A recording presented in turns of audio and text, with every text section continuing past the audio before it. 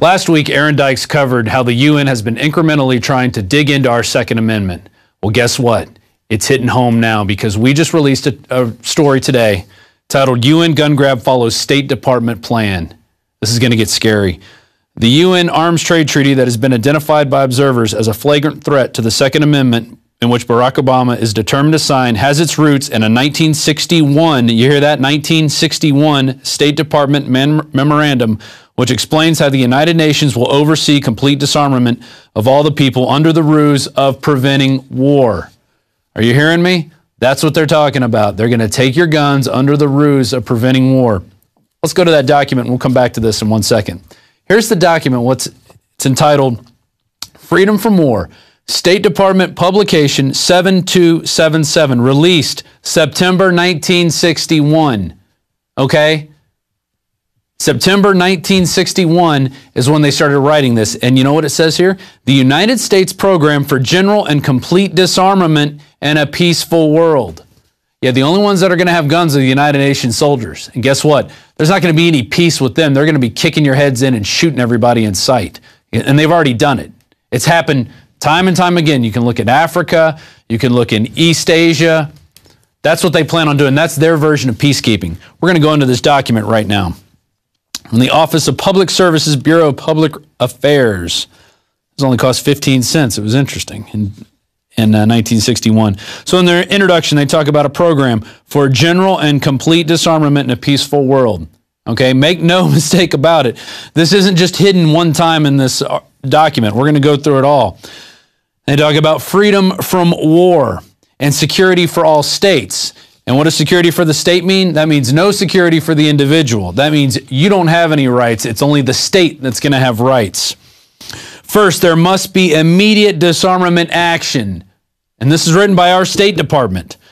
A goal of general and complete disarmament. Second, all disarmament obligations must be subject to effective international controls. You know what that means? No Second Amendment. They talk about the stages of the disarmament process. Third, adequate peacekeeping machinery must be established. Nations are unlikely to shed their means of self-protection in the absence of alternative ways to safeguard their legitimate interests, like freedom from tyranny. This can only be achieved through progressive strengthening of international institutions under the United Nations and by creating a United Nations Peace Force to enforce the peace as the disarmament process proceeds. You guys, you better get serious. You better start talking to people. You better start warning people because it's going to start happening soon. We know they're already training to do this. We've already been telling you this for years. Okay? And here it is from 1961, and it's been incrementally happening. Let's go back to the document. Disarmament goals and objectives. Preserve internal order and contributions to a United Nations Peace Force. So that's taxes that they're going to use from us to go back and take your guns later through the United Nations, through the blue hats. Establishment and effective operation of an internal disarmament organization within the framework of the United Nations to ensure compliance at all times with all disarmament obligations.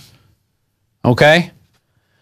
Governing principles, we're going to move down here. Inspection and verification must establish both that nations carry out scheduled limitations or reductions and that they do not retain armed forces and armaments in excess of those permitted at any stage of the disarmament process. There it is right there in the document.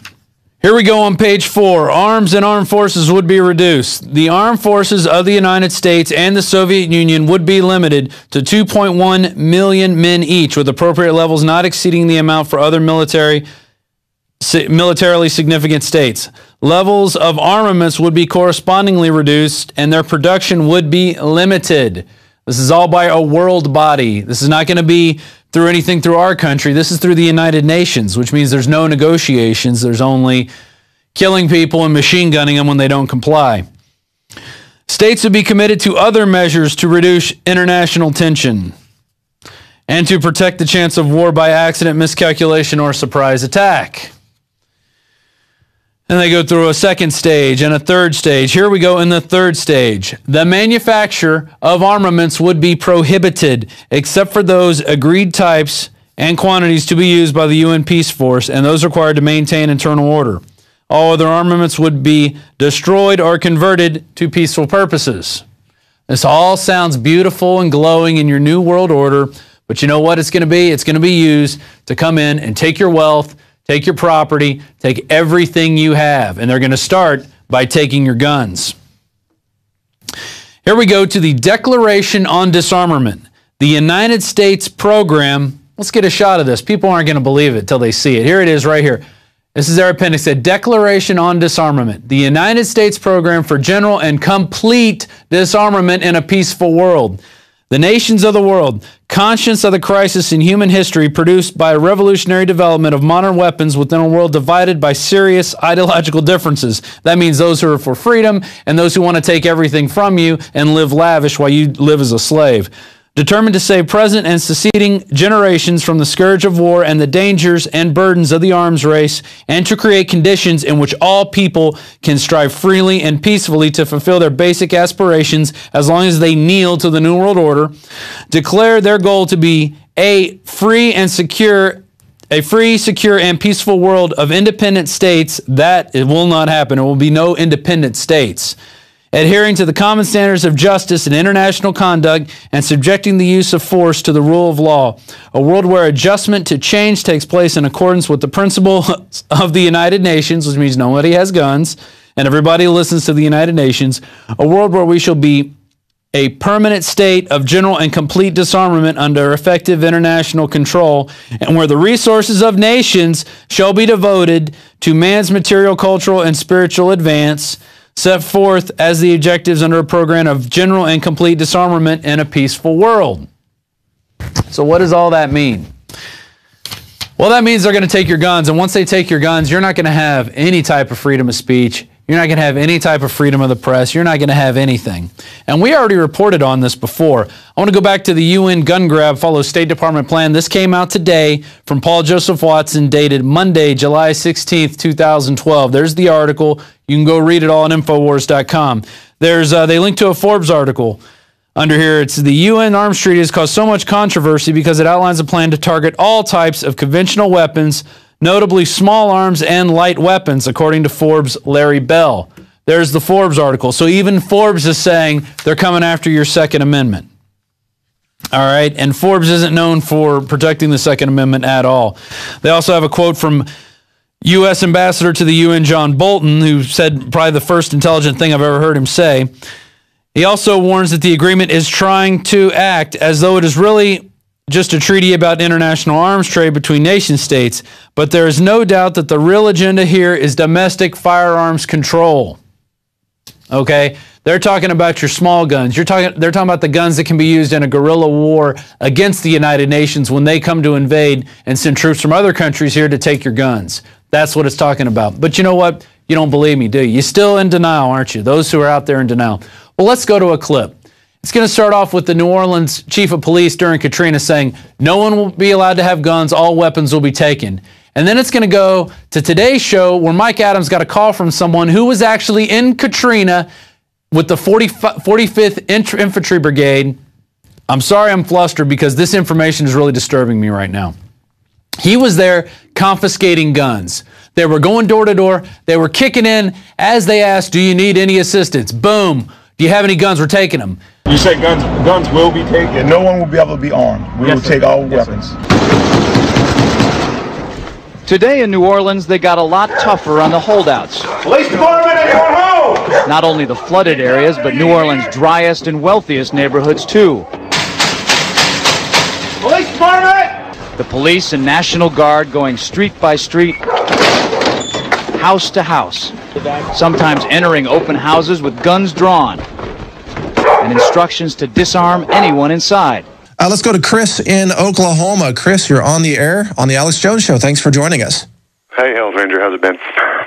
Good. It's good here, man. How about yourself? Oh, pretty good, pretty good.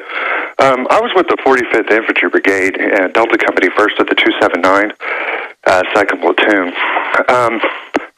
During Hurricane Katrina, I'm kind of calling in on yesterday's subject. I'm sorry about that. That's all right.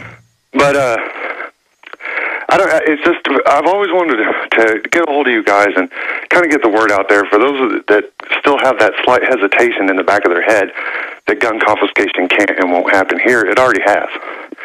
And I was only 21 years old, just really gung-ho, really dedicated to the Army, especially to the infantry. And I did whatever I was told. And what did they ask you to do?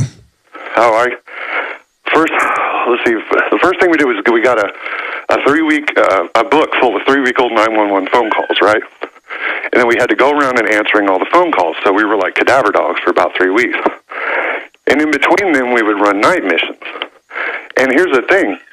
A lot of people may think that they'll see this on the news or they'll have time to get ready when the crap hits the fan or whatever. It's just, it's a truck, you know what I mean? It's a group of trucks. They pull up, they stack right on your home, as we did, and we broke entry. Yeah, we would yell out, Oklahoma Army National Guard, is anybody in need of assistance? But that's as we were booting in the door. But wait a minute, it sounds like you weren't part of the Oklahoma National Guard. I mean, you were U.S. military. Yeah, I was activated. I think about a week after Katrina, I was watching it on the news, and Sheriff Kamiko of Fox 23 told me before my unit even got a hold of me that I was going to New Orleans. Wow. We got sent in, and we were the very, very first boots on the ground. Alpha Company. And you were confiscating firearms? Left and right, yes. And we were also monitoring the New Orleans police because we kept having, like the first day we had this little beautiful redheaded lady come up. All right, wait a minute. We're almost out of time. Will you stay on the line for us, please? I want to continue with you on the other side. Stay on the line with us. This is fascinating. We're going to continue this right here on the Alex Jones Show. We'll be right back. That happened today in this wealthy neighborhood where homeowners had armed themselves to protect their mansions. Residents were handcuffed on the ground. In the end, police took their weapons but let them stay in their homes. They were a little bit threatened because our weapons were bigger than their weapons. Chris Montgomery says he'd rather be in Iraq than patrolling American neighborhoods. Walking up and down these streets, you don't want to think about the stuff that you're going to have to do if somebody pops around the corner. Let me shoot in America. Yeah. We have Chris on the line from Oklahoma relating a story about gun confiscation in New Orleans and that entire region following Hurricane Katrina several years ago. And Chris, go ahead. You were describing how you and your team were kicking in doors and confiscating firearms from people. Did anybody resist? Did anybody ever shoot back? What happened?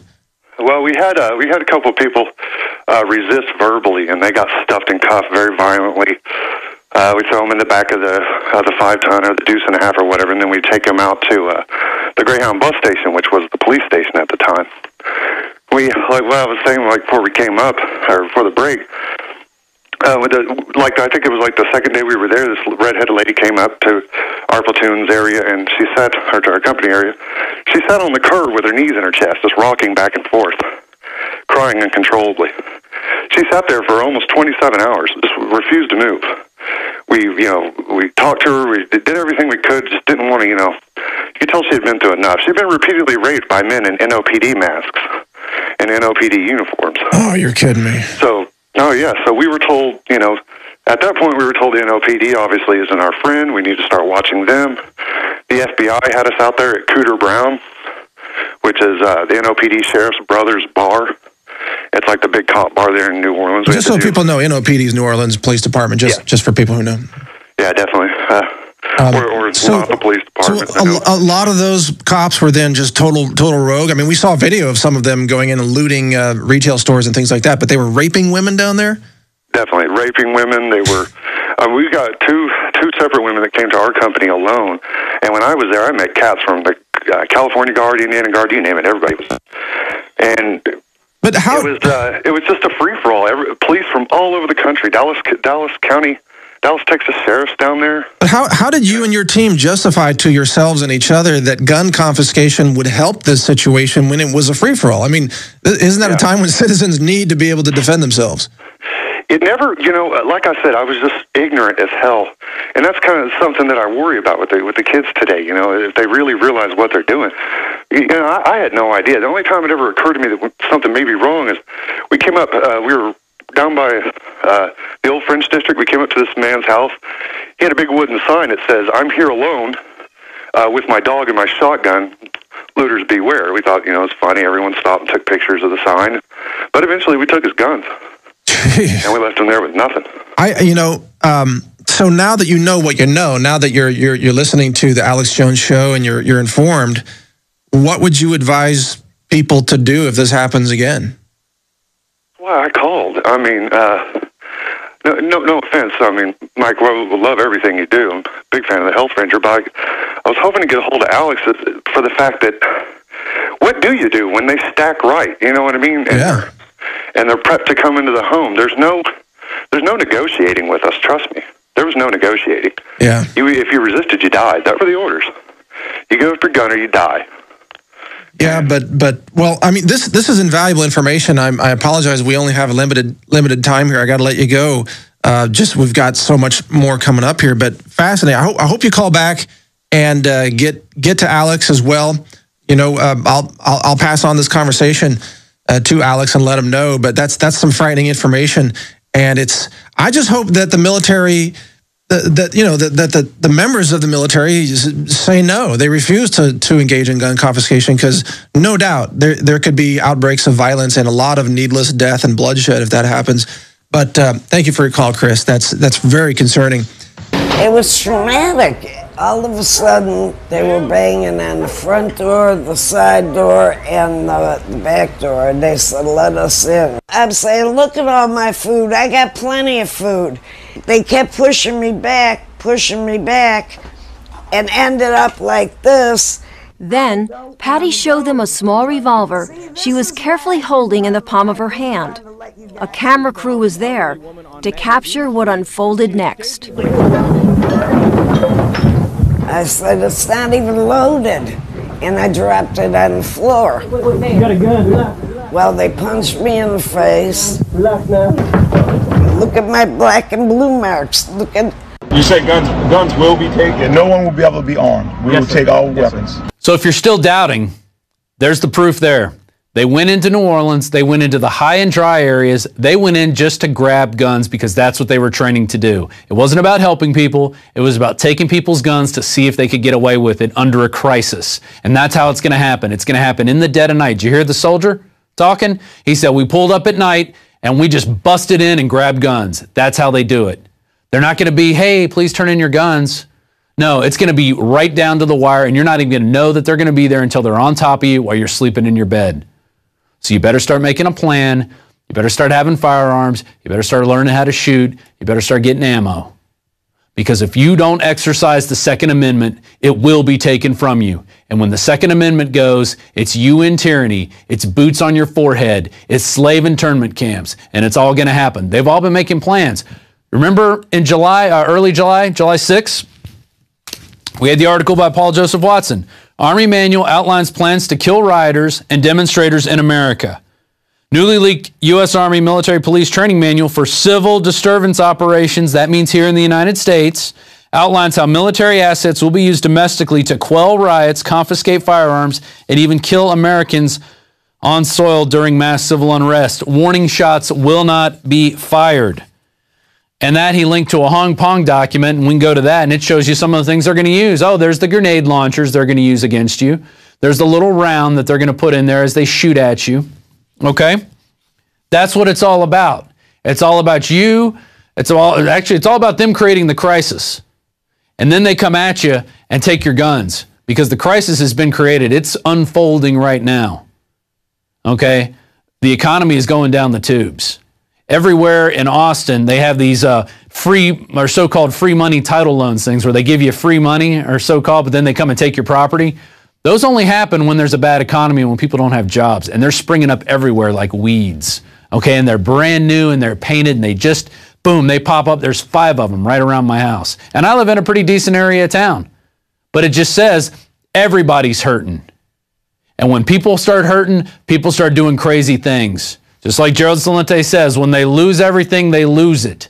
And that's going to be the pretext to come in and start taking people's guns, and the Army's going to be kicking in doors, and they're training the National Guard to do it, and they're training the military police to do it, and they're training your SWAT teams, and they're giving them giant battle tanks to do it.